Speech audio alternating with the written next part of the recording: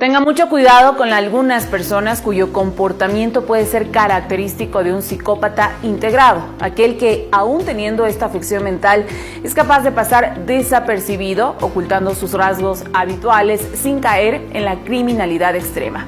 Mire usted a qué nos referimos. También es llamada psicopatía subclínica, pues es difícil llegar a su diagnóstico en un individuo que lo padece. Forma parte de los trastornos antisociales de personalidad. Aunque la psicopatía suele ser asociada a personas con tendencia criminal, en estos casos no es así. De hecho, este tipo de personas erosiona y vacía a sus víctimas con comportamientos más sutiles. El doctor Armando Camino, especialista en psiquiatría, nos habla de otras características del psicópata integrado. Son aquellas personas que son demasiadamente inteligentes, son brillantes, todo lo que hacen es para el placer mío. Demuestro muchas facetas en mi vida, soy multifacético, presento muchas máscaras, muchos biotipos se llama, muchos perfiles distintos. Soy alhaja, soy manipulador, mentiroso, pero todo con un fin, conseguir mi objetivo. La doctora Claudia Chávez, también especialista en psiquiatría, prefiere no usar el término inteligentes. Más bien, para ella son personas que utilizan herramientas de manipulación que les permiten pasar desapercibidos en la sociedad. Es muy difícil que en ellos se desarrolle un sentimiento de empatía hacia los demás. Es capaz de mimicar muchas conductas que considera le permiten blend, es como meterse dentro de la sociedad, ¿no? Va a depender de mucha estructura educacional, cultural, económica del individuo. Entre menos recursos tenga, probablemente se le haga más difícil trabajar con estas máscaras virtuales que se llaman, y son más visibles los comportamientos o las conductas anormales. Pero entre más recursos tengan, es más fácil ingresar en estos círculos. Y toman como mucha atención a tus puntos débiles.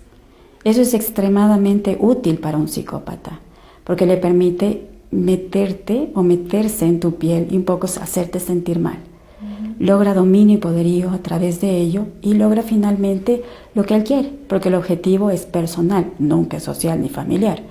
Entonces finalmente eso le ayuda a lograr objetivos personales, plausibles. Las causas se atribuyen, entre otras, a antecedentes familiares o condiciones del entorno en el que creció la persona. El psicópata integrado puede ser un hombre o mujer profesional de éxito con un egocentrismo patológico, insensibilidad en las relaciones ordinarias y una conducta sexual impersonal. Hacen las cosas que funcionan. Lo que no les funcionan deja de hacer. Emocionalmente son deprivados. Entonces carecen de emociones. Es como decir, un psicópata se puede enamorar, por ejemplo, tener amor por alguien. Difícil decir amor como concepto, como construcción muy abstracta, ¿no? Pero más lo hacen con fines de pasión antes que de amor. Sí, porque la pasión es una emoción intensa, ¿listo?, que desemboca frecuentemente en sexo. Y frecuentemente a través de ello utilizan herramientas para manipular a la persona con la que están. Las emociones de los hijos, las emociones de la mujer no sirven. Es promiscuo, solo el placer y los sentimientos a favor de la persona, en este caso psicopático. Es un integrado. Él puede tener su familia normal igual que el resto, pero hay evidencia de ciertas características, se llama trastornos de comportamiento, que eso se puede calificar desde otro punto de vista. Para los psicólogos cognitivo-conductuales pueden calificarlos para poder enmarcarlos como psicópatas integrados, digamos, en este caso. Muchas veces estos individuos destruyen a sus víctimas sin necesidad de levantar la voz o agredirlos físicamente. Buscan por todos los medios generar culpa, miedo, desvalorización y sufrimiento. Chávez asegura que en consulta se ve a numerosas víctimas de un psicópata integrado. El comportamiento en psicopatía no es mi culpa. Yo no tengo ningún remordimiento y de alguna forma te lo entregan a ti. O sea, le entregan a la pareja, le entregan a su compañero de trabajo, le entregan a quien sea, la culpa es tuya. Sí, entonces es esa falta absoluta de responsabilidad frente a sus acciones lo que hace daño y lo que a la larga genera el paciente que llega a consulta. Y más bien en consulta uno trabaja con el paciente haciéndole observar algunas características de su pareja, que no es que vamos a indicarle que es psicópata, ¿no?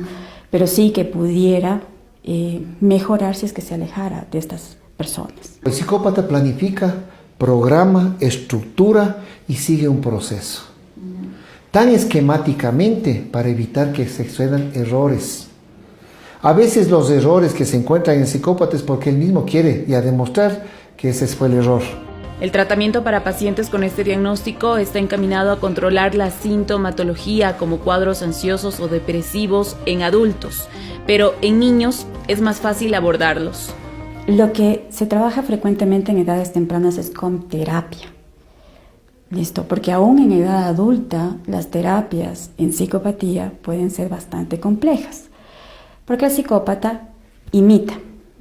Entonces, si yo tengo un terapeuta que no percibe estos rasgos en mí, yo puedo ir copiando aquellas cosas que me van a servir finalmente para manipular.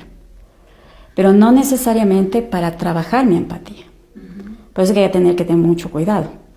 En niños, más bien, sí se utiliza muchísimo moldeamiento de comportamientos, porque logramos que en espejo observe qué está bien, qué está mal, con qué se logran más cosas finalmente. De ahí la importancia de detectar rasgos o comportamientos extraños desde edades tempranas. ¿Cómo identificarlos? Uno de los síntomas más frecuentes que recogemos en niños es la crueldad. La crueldad hacia animales, hacia personas, hacia padres, hermanos, sin remordimiento, ¿listo? Y con el afán de simplemente experimentar o hacer daño. Mismo falta de remordimiento frente a acciones que cometen, la externalización de la culpa, no fue mía, fue suya, y conforme avanzan en edad, no hay esta conciencia de lo que están haciendo mal. Aparte de esto, la mentira tan frecuente por cualquier situación, aunque mínima que fuera.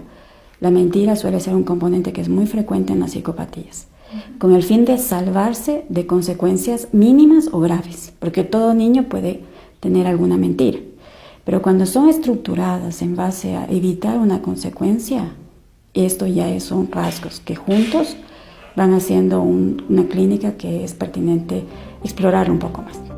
James Fallon, uno de los neurólogos más prestigiosos del mundo, descubrió que era un psicópata integrado tras varios estudios que realizaba de los escáneres cerebrales de asesinos en serie condenados. Aunque no es un criminal, el propio Fallon refiere que su emocionalidad es diferente y que es consciente de que lo que siente hacia su mujer y sus hijos no es exactamente lo mismo que ellos sienten hacia él. También reconoce que sabe perfectamente cómo actuar para caer bien a las otras personas, pero eso no significa que sienta aprecio por ellos.